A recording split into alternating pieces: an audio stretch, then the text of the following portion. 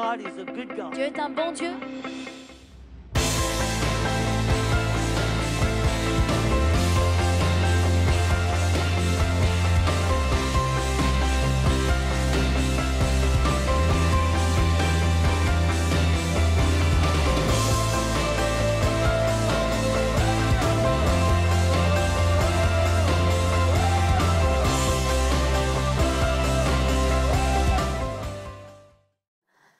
Ce matin, j'aimerais vous parler de vivre dans la grâce de Dieu.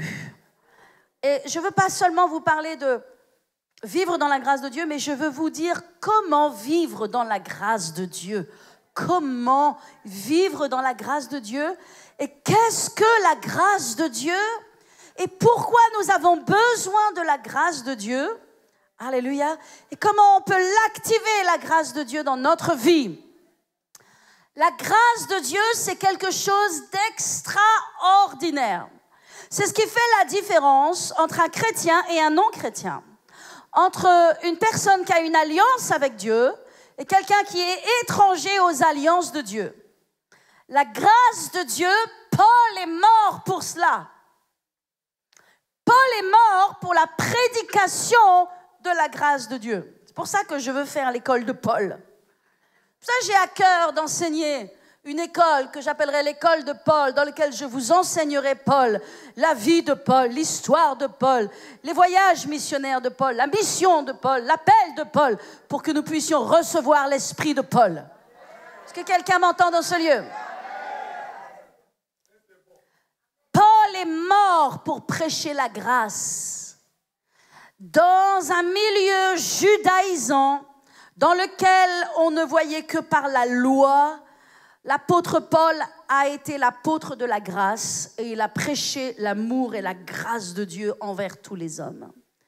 Et moi, je dis que nous avons besoin de vivre dans la grâce de Dieu, mais que c'est aussi possible de se retirer de sa grâce, c'est aussi possible de se priver de sa grâce, c'est aussi possible de s'éloigner de sa grâce, mais ce matin, je veux vous enseigner comment vivre dans sa grâce. Premièrement, il faut comprendre le mot grâce.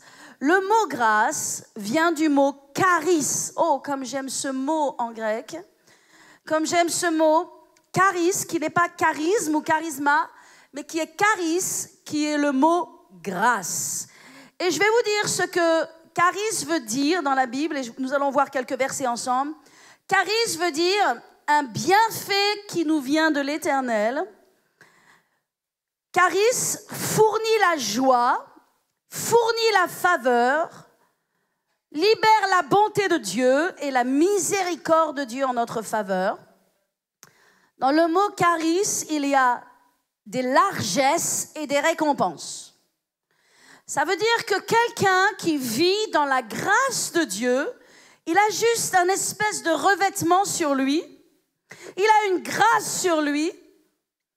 Je n'ai pas l'habitude de voir la grâce de Dieu sur ma vie parce que je pense qu'on voit souvent la grâce de Dieu sur la vie des autres. Mais c'était toujours très facile pour moi de voir la grâce de Dieu dans la vie de mon mari. Et c'est une chose très facile pour moi aussi de voir la grâce de Dieu dans la vie de ma mère. Mais ma mère voit la grâce de Dieu dans ma vie. Alléluia. Mais je peux voir parfois la grâce de Dieu dans la vie de certaines personnes, peut-être pas de tout le monde, mais nous avons tous un niveau de grâce, mais nous avons besoin d'activer un plus grand niveau de grâce. Alléluia. La grâce, c'est cette espèce de revêtement, c'est cette espèce de grâce, c'est cette espèce de faveur qui fait que, de toute façon, la vie n'est pas rose pour tout le monde, et nous avons tous notre lot de choses à résoudre, de problèmes, de peurs, d'attaques, de circonstances. Ça, si vous n'en voulez plus, il faudra aller au ciel. Mais aussi longtemps que vous marcherez sur la terre, vous aurez votre propre lot de circonstances et d'oppositions. Mais avec la grâce de Dieu, vous allez vaincre. Avec la grâce de Dieu, vous allez surmonter. Parce que la grâce, elle vous revêt, elle vous entoure, elle vous enveloppe et elle vous facilite la vie. Au bout du compte, malgré les circonstances, les oppositions, les peurs, les montagnes, les prières, Néanmoins, la grâce opère et vous voyez la main de Dieu agir pour vous et vous voyez des choses que vous ne méritiez pas, que vous ne pensiez pas pouvoir avoir, qui finalement viennent de façon surnaturelle dans votre vie et vous pouvez voir que cela vient de la grâce de Dieu. Est-ce que je peux avoir un amen dans ce lieu? Alléluia. Oh, je veux plus de la grâce de Dieu sur ma vie.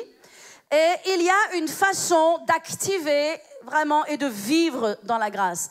Il y a une façon d'activer la grâce et après de demeurer, de vivre dans la grâce. Et moi, je veux demeurer dans la grâce.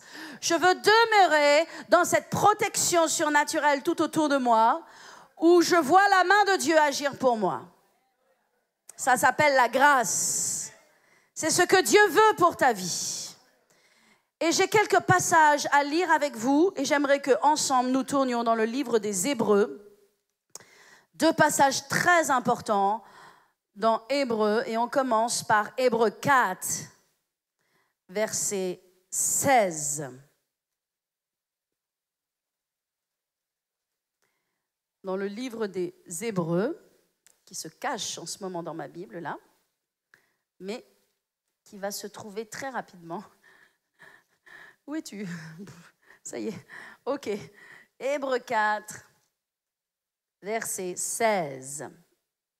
Alléluia. Il est écrit, approchons-nous donc avec assurance du trône de la grâce, afin d'obtenir miséricorde. Vous voyez que dans la grâce, il y a la miséricorde, et de trouver grâce pour être secouru dans nos besoins. Moi, je ne suis pas sûre que vous avez compris ce verset. Voilà, on va retourner parce qu'il a besoin de descendre dans votre cœur. Il est écrit, approchons-nous. Tout le monde dit, approchons-nous. Ça veut dire que j'ai besoin de m'approcher. Que si je reste éloigné de Dieu, la grâce ne va pas pouvoir être active dans ma vie. Je ne sais pas si je parle à quelqu'un.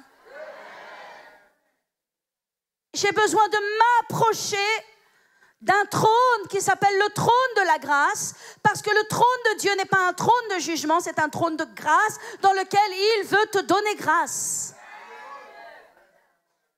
Il veut te donner grâce dans ta vie, dans les épreuves de ta vie, dans les soucis de ta vie, dans les mauvaises nouvelles de ta vie, dans les montagnes qui se lèvent dans ta vie. Dieu veut te donner grâce. Alors Dieu dit, approchons-nous donc du trône de la grâce. Le trône de Dieu envers toi n'est pas un trône de jugement, c'est un trône de grâce.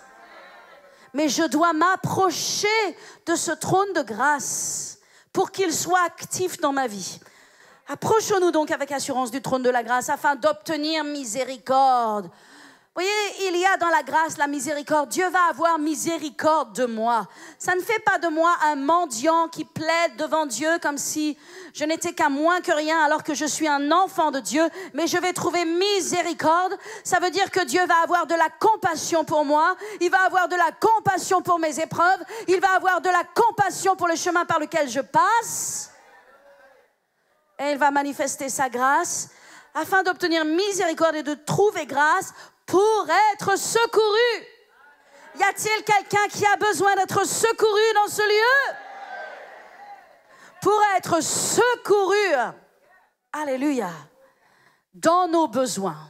Oh, je pourrais fermer la Bible maintenant et dire Amen, Alléluia, prions. Le message est prêché. Comme on dit en France, la messe est dite. Alléluia. Approchons-nous du trône de la grâce. Est-ce qu'il y a quelqu'un ici qui veut s'approcher du trône de la grâce pour être secouru dans ses besoins? Oh, alléluia. Thank you, Jesus. Je sens la présence de Dieu sur moi. Je sens l'onction de Dieu qui me traverse. Dieu est un Dieu de grâce. Alléluia. Maintenant, il y a un deuxième verset. Deuxième verset très important, un petit peu plus loin dans Hébreux 12, verset 15. Oh, alléluia. Hébreux 12, verset 15, il est très, très important ce verset. Seigneur, aide-nous. Aide-nous à comprendre ta parole. Alléluia. Il est écrit, si vous y êtes, dites-moi Amen. J'entends des pages qui tournent toujours. OK. Il est écrit, veillez à ce que personne ne se prive de la grâce de Dieu. On y va. On y va. Ça va être sérieux maintenant. Veiller, ça veut dire qu'il faut veiller. Je vous ai dit tout à l'heure, il faut veiller, veiller, veiller, veiller. Quand tu sors de ta maison, tu fermes ta maison à clé, n'est-ce pas? Hein? Alléluia. Pourquoi? Parce que vous veillez sur votre maison. Vrai ou faux? Vous ne voulez pas que quelqu'un vienne, entre et se serve chez vous? Donc vous veillez sur votre maison. Normalement, j'espère, vous veillez sur vos enfants. Vous savez où est-ce qu'ils sont, avec qui ils sont, dans quel bras ils sont, parce que vous veillez sur vos enfants. OK. La Bible dit que vous devez veiller. Mais vous devez veiller à votre cœur. Vous devez veiller à votre vie spirituelle. De la même façon que tu veilles que personne ne vole ta voiture, que personne ne vole ta télévision, ou éventuellement que personne ne vole ta femme ou ton mari, ou que personne ne fasse du mal à tes enfants, tu dois de la même façon veiller sur ton cœur et ta vie spirituelle. Pourquoi? Parce qu'il est écrit, veillez à ce que personne ne se prive de la grâce de Dieu. Il n'est pas dit que quelqu'un va venir te priver de la grâce de Dieu, mais afin que toi, tu ne te prives pas de la grâce de Dieu.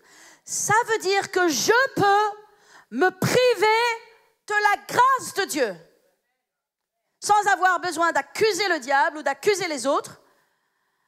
Et on va voir la suite du verset parce qu'il va nous expliquer comment est-ce que je peux me priver de la grâce de Dieu.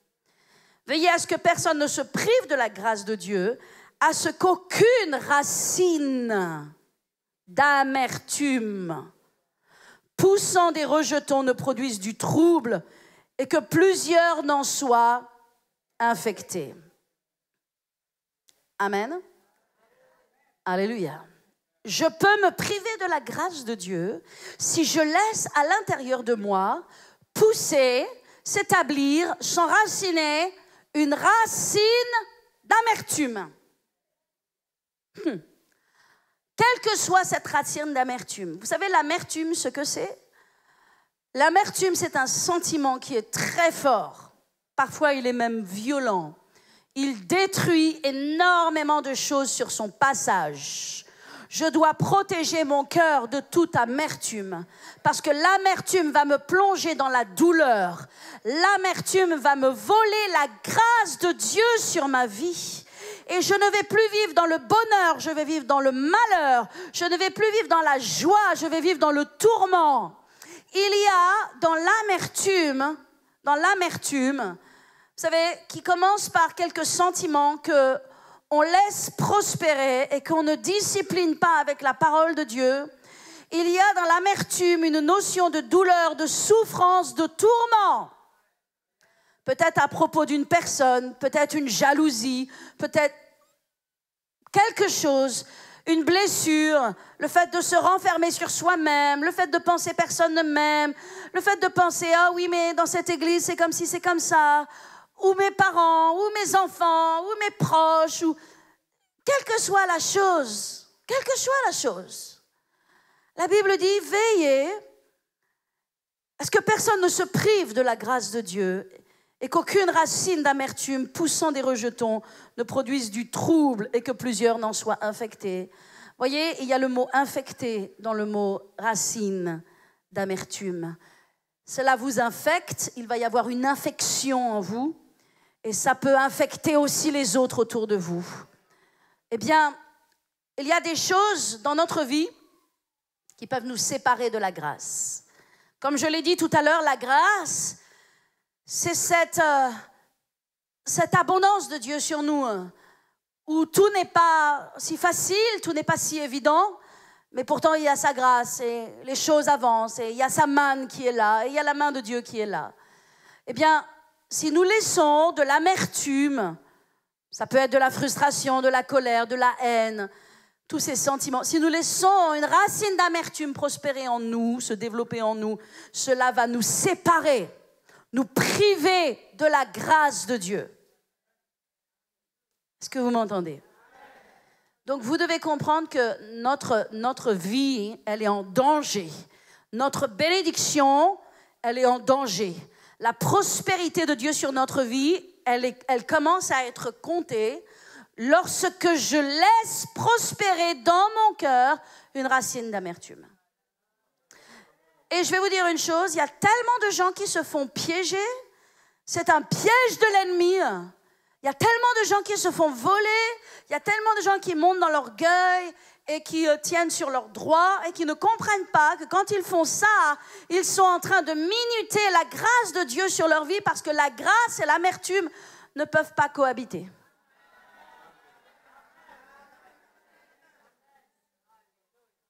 Vous ne pouvez pas avoir la grâce de Dieu qui est opérante dans votre vie et être dans l'amertume. Alléluia. Amen. Alors je vais vous dire une chose. Le seul moyen de vivre une vie dans la grâce, amen, et on est dans le comment, alléluia, parce qu'il nous faut le comment. Quand on comprend le pourquoi, il nous faut le comment. Le seul moyen de vivre dans la grâce, de demeurer dans la grâce, il nous faut vivre une vie de gratitude, de reconnaissance à Dieu, d'action de grâce qui aboutissent à la louange dans notre vie. Alléluia. Vous savez, nous pensons et nous parlons souvent la louange, la louange, la louange. Mais est-ce que vous comprenez vraiment ce qu'est la louange? Est-ce que vous savez d'où vient la louange? Savez-vous qu'il ne peut pas y avoir de louange s'il n'y a pas d'abord de reconnaissance et de gratitude? La reconnaissance et la gratitude à Dieu m'amènent dans la louange. Et là, ma louange, elle monte vers mon Dieu et elle ouvre pour moi les écluses des cieux. Je vous entends pas ce matin. C'est impératif, dis à ton voisin, c'est impératif que tu vives dans une vie de gratitude et de reconnaissance. Je vais vous dire une chose, c'est facile de faire la liste de toutes les choses qui ne vont pas. C'est facile de faire la liste de tout ce que l'on n'aime pas dans notre vie, de tout ce que l'on n'a pas encore, de tout ce qui n'a pas encore été exaucé, et de frère un tel, et de sœur un tel, et de papa, et de maman, et de tantine, et de je ne sais qui nous a fait ceci et cela. C'est facile, mais ce n'est pas ce que Dieu vous demande.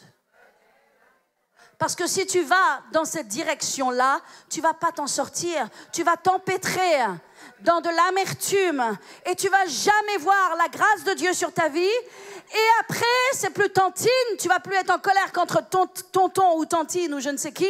Tu vas être en colère contre Dieu lui-même et tu vas être rétrograde, déchu de la grâce de Dieu comme Saül l'a été.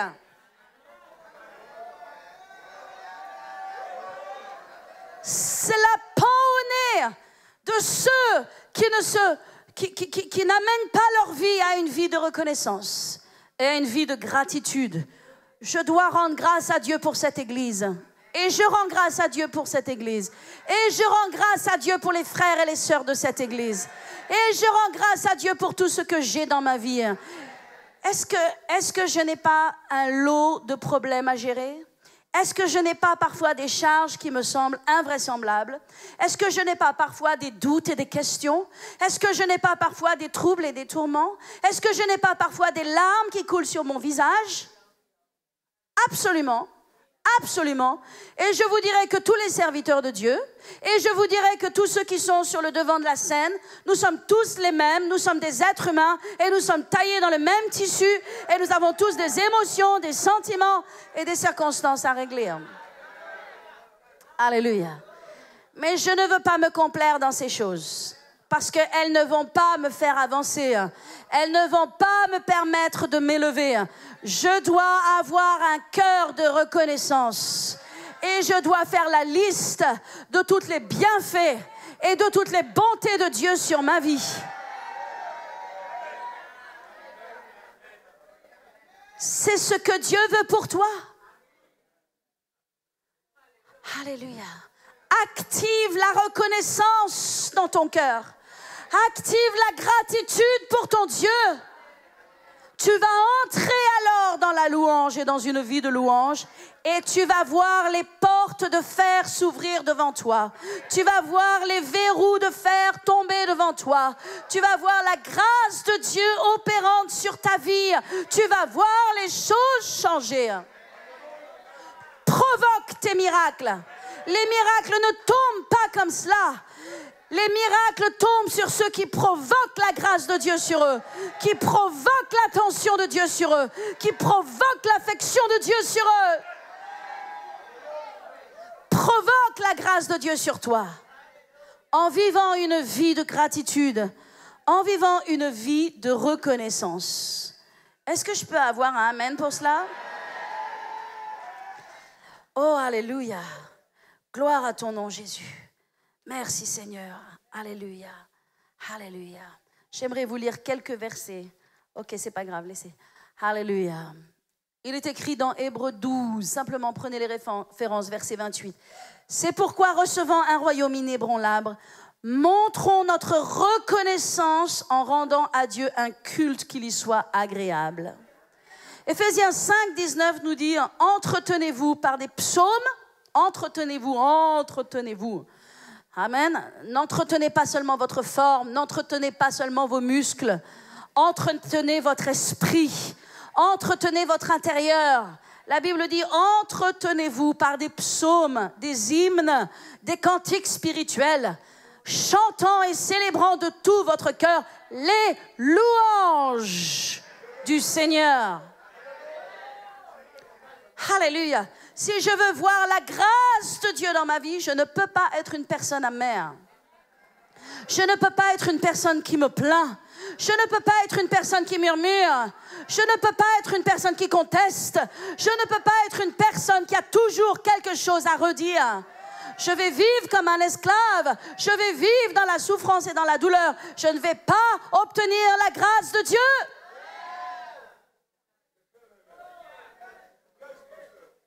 Dangereux, dangereux, dangereux le murmure. Vous savez, je vais vous dire une chose, le murmure dans nos Bibles, nos Bibles parlent du murmure et on connaît tous ces livres d'Exode et des Nombres.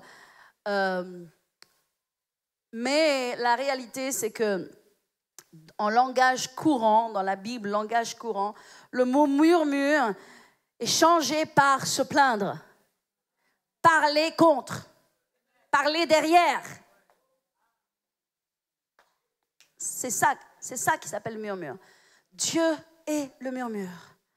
Le murmure et la grâce de Dieu sont l'huile et l'eau. Ça ne se mélange pas. C'est aux antipodes. Vous ne pouvez pas murmurer, parler contre, se plaindre et espérer voir la grâce et les miracles de Dieu opérer dans votre vie. Si vous faites cela, vous êtes juste hors de sens. Vous êtes insensé. Vous ne connaissez pas Dieu. Vous ne connaissez pas le Dieu que vous servez. C'est l'huile et l'eau. Ça ne marche pas ensemble. Alléluia. Donc il est dit, entretenez-vous par des psaumes, des hymnes, des cantiques spirituels, chantant et célébrant de tout votre cœur le Seigneur. Vous savez, nous ne sommes pas appelés à chanter Dieu quand tout va bien.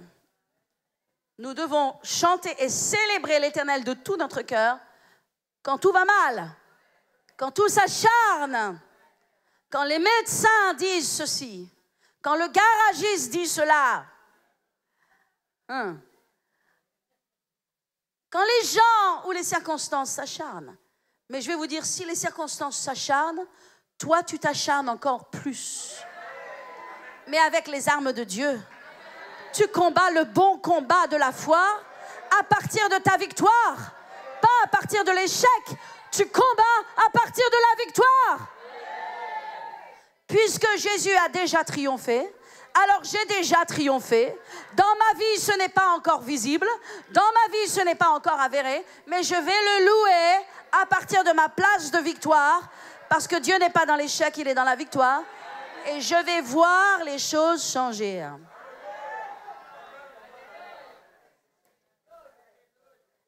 Il n'y a pas d'exception pour les principes de Dieu. Il n'y a pas d'exception. Tous les sujets, tous les problèmes sont englobés dans cette même vérité. Ne pensez pas, oui, mais mon problème, il est trop grand. Oui, mais pasteur, ma circonstance, vous ne la connaissez pas. Je n'ai pas besoin de la connaître. Dieu la connaît. Dieu connaît ton nom, ton adresse. Alléluia. Alléluia. Colossiens 3,15, et que le Dieu de Christ, et que la paix de Christ à laquelle vous avez été appelés pour former un seul corps, règne dans vos cœurs. Soyez reconnaissants. Soyez reconnaissants. Dis à ton voisin, sois reconnaissant. Sois reconnaissant. Moi, je prie dans le nom de Jésus pour un baptême de gratitude. Pour un baptême de gratitude dans ce lieu. Je décrète sur l'Église un jeûne de 21 jours. 21 jours de louange. 21 jours d'action de grâce. 21 jours de reconnaissance à Dieu pour voir les choses changer dans votre vie. Jeûnez le murmure, jeûnez les plaintes, jeûnez l'esprit de contestation, jeûnez l'amertume. Tournez avec moi dans Ésaïe, je pense, 58.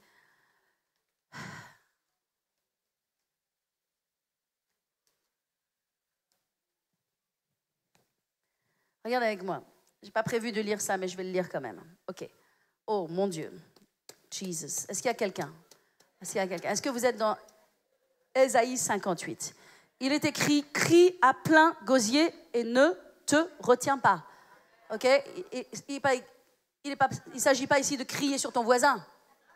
Il n'est pas dit crie sur ta femme ou crie sur tes enfants. OK? Il est dit crie à plein gosier et ne te retiens pas. Et lève ta voix comme une trompette. Dieu veut que nous élevions notre voix comme une trompette, que nous crions à lui. Il est écrit aussi, annonce à mon peuple ses iniquités. OK. Verset 2, tous les jours ils me cherchent, ils veulent connaître mes voies comme une nation qui aurait pratiqué la justice, etc. Et il dit au verset 3, au milieu du verset 3, voici le jour de votre jeûne, vous vous livrez à vos penchants, vous traitez durement tous vos mercenaires, voici, vous jeûnez pour disputer, pour quereller, pour frapper méchamment du poing. Mais vous ne jeûnez pas comme le veut ce jour. Vous savez, le jeûne, ce n'est pas que se priver de nourriture. Le jeûne, Dieu va dire, voilà le jeûne auquel je prends plaisir. Je veux dire, tu peux jeûner le jeûne d'Esther à en mourir. Et être méchant et ingrat et rebelle. Il va dire ici, OK, verset 5, est-ce là le jeûne auquel je prends plaisir? Un jour où l'homme humilie son âme, courber la tête comme un jonc et se courber sur le sac et la cendre, est-ce là ce que tu appelles un jeûne, un jour agréable à l'Éternel? Verset 6, voici le jeûne auquel je prends plaisir. Détache les liens de la méchanceté. Dites Amen. Dénoue les liens de la servitude. Renvoie libre les opprimés. Et que l'on rompe toute espèce de joug. Partage ton pain avec celui qui a faim. Fais entrer dans ta maison le malheureux sans asile. Si tu vois un homme nu, couvre-le. Et ne te détourne pas de ton semblable. Alors, ta lumière poindra comme l'aurore. Et ta guérison germera promptement. Ta justice marchera devant toi et la gloire de l'Éternel t'accompagnera. Alors tu appelleras et l'Éternel répondra. Tu crieras et il dira, me